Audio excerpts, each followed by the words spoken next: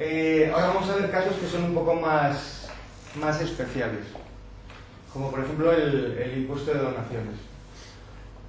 ¿Qué es lo que grava este impuesto? Bueno, pues la adquisición de bienes y derechos por herencias, legado o cualquier otro título sucesorio, ¿vale? En este caso no hay una transición onerosa, o sea, no media precio por medio, sino que es, bueno, pues una cesión de un bien o de un derecho a otra persona sin que haya una transacción económica. Y luego, la adquisición de bienes y derechos a título gratuito, ¿vale? El sujeto pasivo en las adquisiciones mortis causa, en las herencias, son los herederos, y en las intervivos, pues el donatario, que es quien recibe la donación.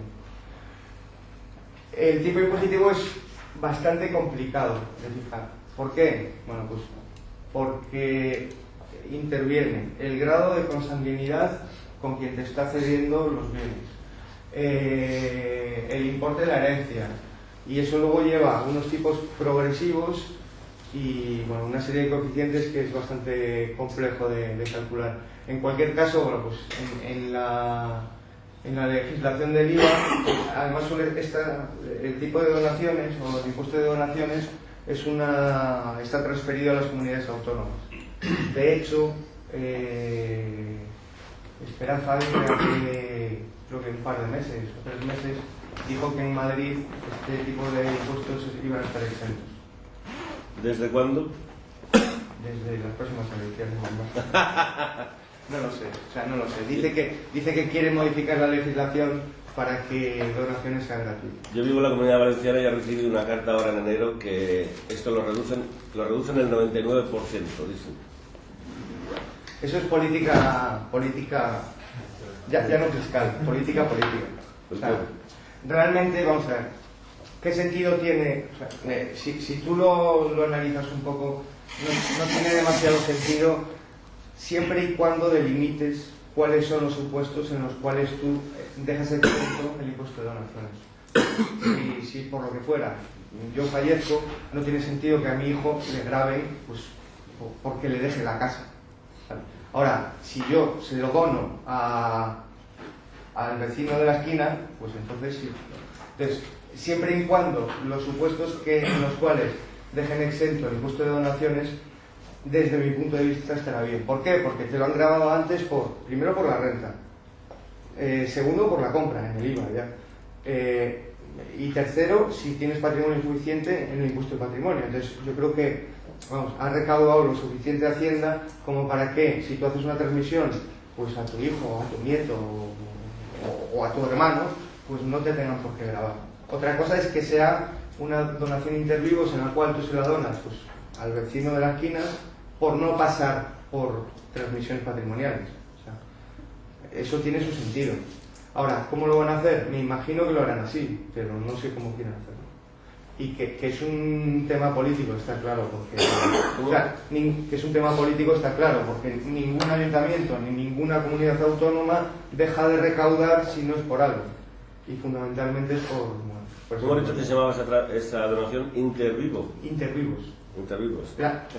Hay dos tipos de donaciones, las que vienen por, bueno, mortis causa se llama, que suelen ser las herencias, y las intervivos. Cuando yo incluso a mi hijo le quiero donar la vivienda. La base imponible es el valor neto de adquisición. En fin, o sea, esto en muchas ocasiones en las herencias tienen que intervenir hasta los juzgados para determinar cuál es el valor de la herencia, ¿no? O de los derechos que se ceden.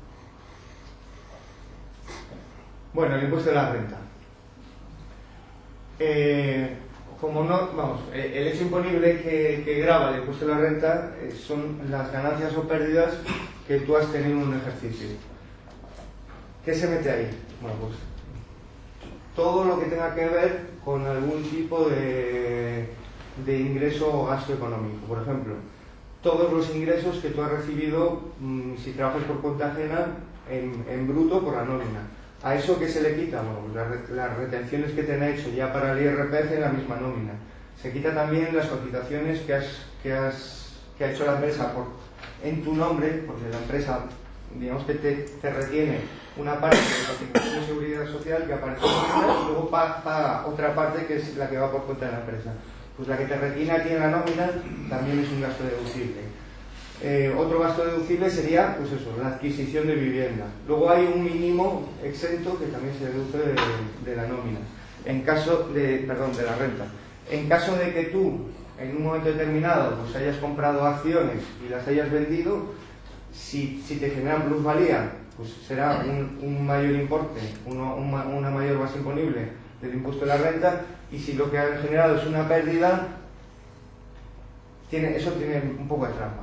Porque si tú no has tenido plusvalía por venta, no puedes quitarte la deducción por minusvalía. O sea, imaginaros que compréis acciones hoy y las vendéis dentro de 6 meses y perdéis dinero en esa venta. Bueno, pues si tú no tienes una ganancia por una venta de acciones, ese año no te la puedes deducir. Tienes, creo recordar, que 3 años para compensarla con beneficios de venta de acciones posteriores, y si no lo pierdes, ¿vale? En caso de que tengas hijos también tienes un importe deducido. O sea, hay una serie de factores que te incrementan o te reducen la base imponible. Y sobre lo que nos interesa, digamos que el importe de la transacción, seas comprador o seas vendedor, lo que va a hacer es minorar cuando compras la base imponible, y cuando vendes depende de si has tenido una ganancia patrimonial o has tenido una pérdida. Cuando has tenido ganancia patrimonial, además, si tú en un periodo determinado, que son 2 años, compras otra vivienda, tienes derecho a deducir. O sea, es lo que se llama deducción por reinversión, ¿vale? Tú vendes tu casa, tienes una ganancia patrimonial, pero si compras otra que tiene un importe mayor de lo que has generado de plusvalía, te lo metes como deducción. No sé si me he explicado sí. bien, ¿vale? Bueno, la base imponible se calcula pues, en base a todo esto que hemos hablado.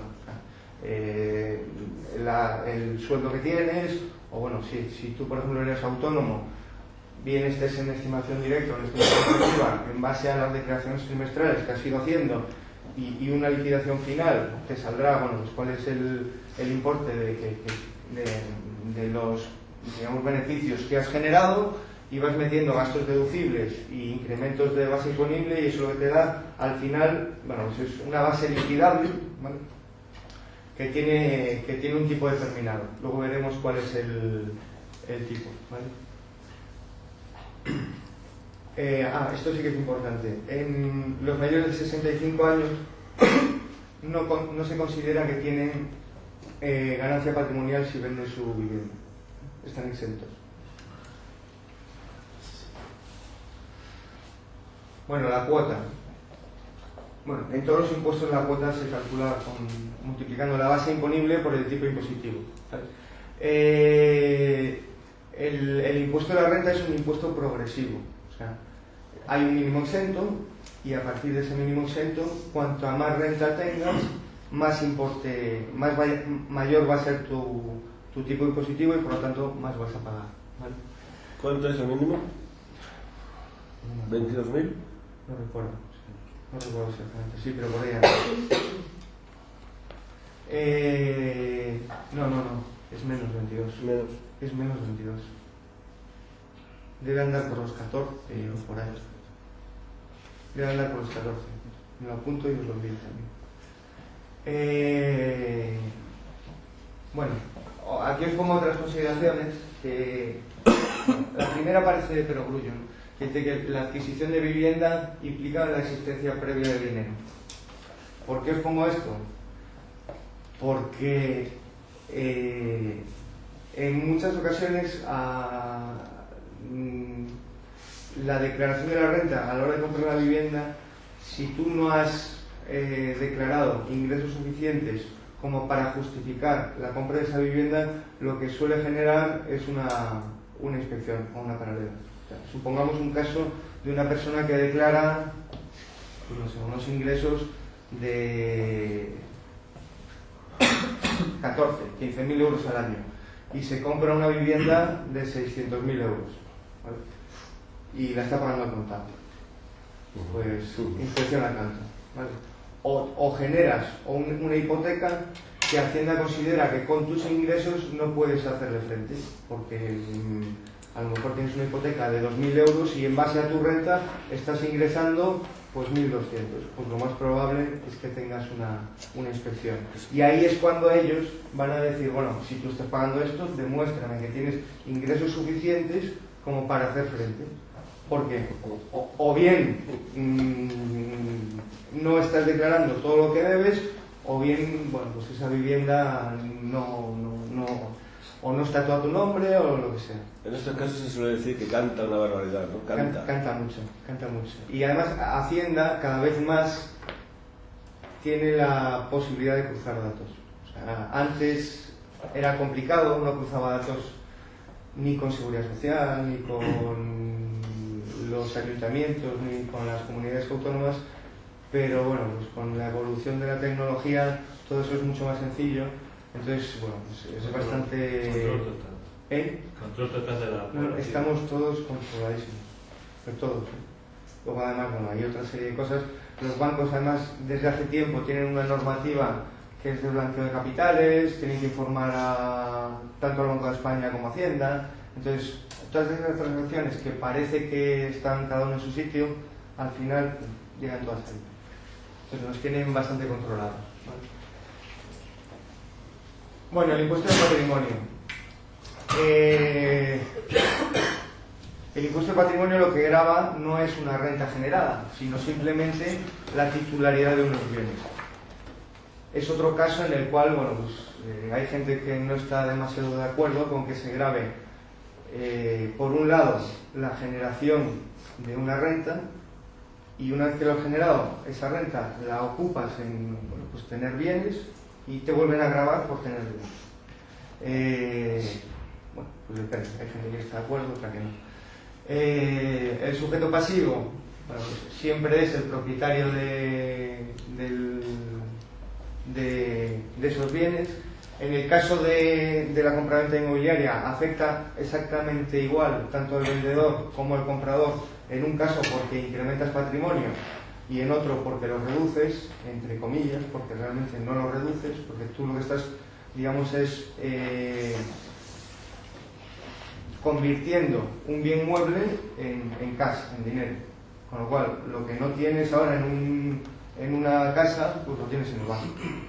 O sea que al final te está grabando a los dos. Aquí pasa igual que en el IRPF, no hay una cuota específica, sino que en base a tu patrimonio, bueno, pues te va incrementando, ¿vale? La base imponible está formada, en el caso de los bienes de inmuebles, por los bienes de naturaleza rústica o urbana, y se valoran siempre por el mayor de los tres valores que tú declares o que tú les digas, que sería el valor catastral, el valor calculado y comprobado por la administración o el valor declarado por las partes. El segundo es el último, ¿vale? ¿Por qué? Pues porque cuando tú haces la declaración de patrimonio, tú pones un importe. Entonces Hacienda puede, o bien por defecto, aplicarte el valor catastral, o bien inspeccionarte y decirte no, eso vale tanto, ¿vale? El segundo suele venir a raíz de una inspección, ¿vale? Y bueno, pues para la determinación de la base liquidable hay un mínimo exento, es de 108.000 euros, que son 17 millones de pesetas. Si tu patrimonio es 17 millones de pesetas, no tienes que hacer el impuesto. Si es mayor, deberías hacerlo.